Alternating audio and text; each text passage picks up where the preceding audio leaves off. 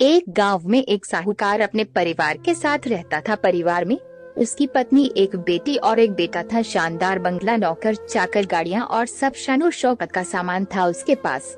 गरीब लोगों को बहुत ज्यादा सूद यानी ब्याज पर कर्जा देना उसका धंधा था। अक्सर लोग तंगी के दिनों में या किसी त्योहार या ब्याह शादी के मौके पर उस साहूकार से कर्जा ले लेते थे।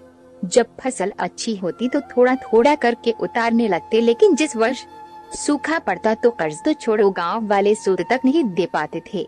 इसी का फायदा उठा वो साहूकार उनकी जमीनों पर कब्जा कर लेता, कब्जा कर उन्हें बेच देता और खूब पैसे कमाता। इस धंधे में उसका बेटा भी उसकी मदद करता। दोनों बाप बेटा हर समय किसी न किसी गरीब की जमीन हड़पने की योजना ही बनाते रहते। एक दिन शहर से एक व्यापारी आया और साहूकार से गाँव में जमीन खरीदने की इच्छा बताई। साहूकार की खुशी का ठिकाना न रहा। घर बैठे बिठाए जमीनों का ग्राहक मिल गया। साहूकार ने उस व्यापारी को बहुत सी जमीनें दिखाई जो उसने कर्जे के बदले गांव वालों से हथिया ली थी, लेकिन उस व्यापारी को कोई भी जमीन पसंद न आई।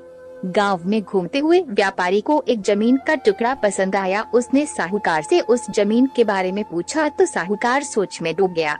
असल में वह जमीन तो एक बिन माँ बाप की लड़की की थी जो वहाँ पर रहती थी। उस लड़की के माँ बाप ने साहूकार से 20,000 रुपए कर्ज लिया था, मगर उसे चुकाने से पहले ही उनकी मृत्यु हो गई।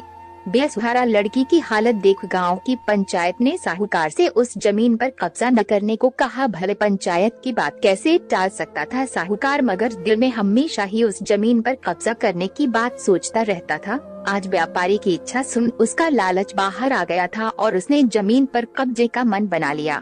कर्जे के सारे कागज ले वो उस लड़की के घर पहुंचा और कर्जा वापस करने की बात कही। जब लड़की ने अपनी दुर्दशा बताते हुए और समय मांगा तो साहूकार ने कब्जा करने की धमकी दी। कब्जे की धमकी सुन वह लड़की पंचायत के मुखिया के पास गई और उसकी जमीन को बचाने की दुहाई लगाई। सारे गांव में ये बात आग की तरह फैल गई कि साहूकार उस बेसहारा लड़की की जमीन पर कब्जा करने वाला है। ये बात उड़ते उड़ते साहूकार की बेटी के कान में पड़ी। अपने पिता के लालच की बात सुन उसके मन में बहुत दुख हुआ। उसने अपने पिता से इस बारे में बात करने की कोशिश की, लेकिन साहूकार को तो सिर्फ बहुत बड़ा मुनाफा ही दिख रहा था। उसे बेसहारा लड़की की दुर्दशा या अपनी बेटी के निवेदन का कोई असर न हुआ और उसने उस जमीन पर कब्जे का ऐलान कर दिया।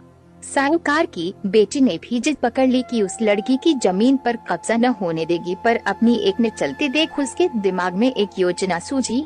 अगले दिन सुबह सुबह वो बेसहारा लड़की और उसके साथ 2 लोग साहूकार के घर पहुँचे और कर्ज की 5,000 की किस्त दे दी। साथ में ये भी कहा कि 3-4 महीनों में कर्ज के बाकी रुपए भी उन्हें मिल जाएंगे। रुपया देने के बाद रसीद ले सब चले गए। चूँकि अब किस्त मिल गई थी इसलिए पंचायत ने भी कब्जा नहीं करने दिया। साहूकार बहुत परेशान था कि आखिर उस लड़की के पास इतना सारा रुपया कहाँ से आया। कल तक तो वह दाने दाने को तरसती थी और आज 5,000 रुपया दे गई। कुछ भी न समझ आने पर उसने गांव वालों से भी पूछताछ की, लेकिन कोई भी रुपयों के बारे में नहीं जानता था।